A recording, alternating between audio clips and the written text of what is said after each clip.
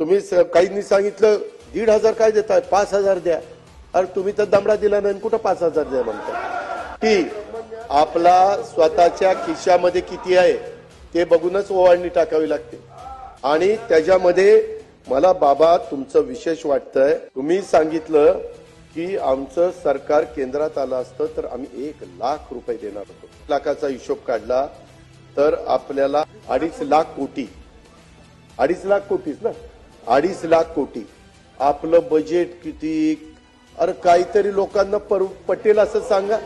अध्यक्ष महोदय, मला माझ्या सगळ्या महाराष्ट्रातल्या आया बहिणींना सांगायचंय, मी 10 वेळेला अर्थसंकल्प सादर केला. मी कधी खोटं बोलत नाही, मी शब्दाचा पक्का आहे.